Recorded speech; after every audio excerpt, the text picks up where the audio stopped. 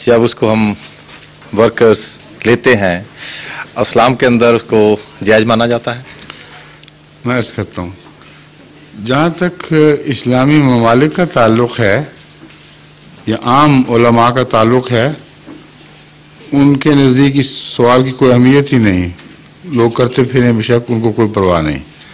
खुद भी स्ट्राइकें करते हैं, खुद भी धरने मारते हैं। लेकिन जहाँ तक जमात अहमदिया ने इस्लामी तालीम का मुतालिया किया है, जमात की रूह से स्ट्राइक एक्शन की ज़रूरत नहीं है। दो बातें हैं।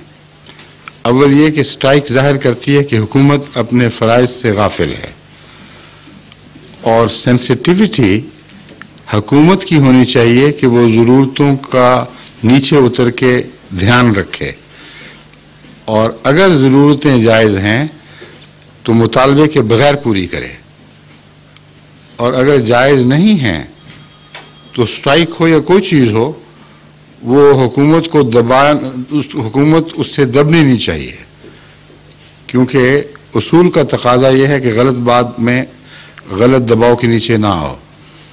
इसलिए इस्लाम में तो स्ट्राइक का मौका ही कोई नहीं है इस्लामी तालीम में।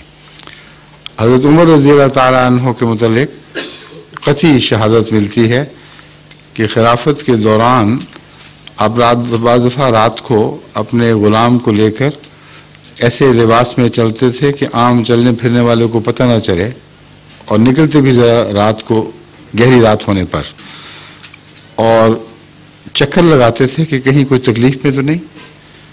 घरों के पास से गुजरते थे, अंदर से अगर किसी की दर्दनाक चीख आती है, कोई तकलीफ में है, तो फौरी उसका इजाले की खुद कोशिश करते थे। अब ये तो मुमकिन नहीं है इस दौर में कि हर सरबराह खुद बड़े बड़े मुल्कों की हर गली के चक्कर लगाए, लेकिन खुदा ने उसी हद तक सहूलत भी तो दे दी है।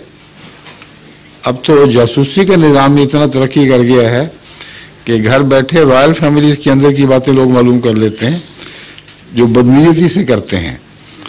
मगर अगर नेक नीयत से अवामी ज़रूरतों पर निगाह रखने के लिए जदीद तरीक़े इस्तेमाल किए जाएँ और पल पल की खबर हासिल की जाए, तो ये नामुमकिन नहीं है। इसलिए उसूल वही है कि हुकूमत हसास हो उन लोगों के लिए जिन लोगों के ऊपर वो निगरान है। इसलिए कुरान करीम ने हुकूमत का जो तस्वुर है वो आम मौलवियों या दूसरों के तस्वुर से बिल्कुल मुख्तलिफ पेश फरमाया है। कुरान करीम फरमाता है, वाइज़ा हकम तुम बैन अन्नास से, या फ़ाइज़ा हकम तुम बैन अन्नास से अन तहकुमू बिल अदल, कि अल्लाह तुम्हें हुक्म देता है कि जब तुम लोगों पर हुकूमत करो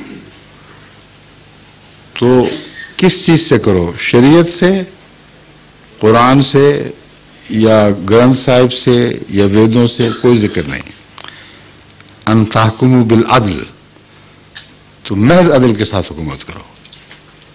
कोई मजहब, कोई और निज़ाम तुम्हारे पेश नज़र ना हो, ना पार्टी पॉलिटिक्स, ना कुछ और मुहर्रिकात, बल्कि कामिल जस्टिस, एब्सोल्यूट जस्टिस। इसके सिवा हुकूमत का और कोई निज़ाम नहीं है जो कुरान करीम पेश करे। और अगर एब्सोल्यूट जस्टिस हो जाए तो फिर और चाहिए ही कोई नहीं, कुछ नहीं। जितने एहतजाजात हैं दरअसल ये जस्टिस ना होने के नतीजे में पैदा होते हैं।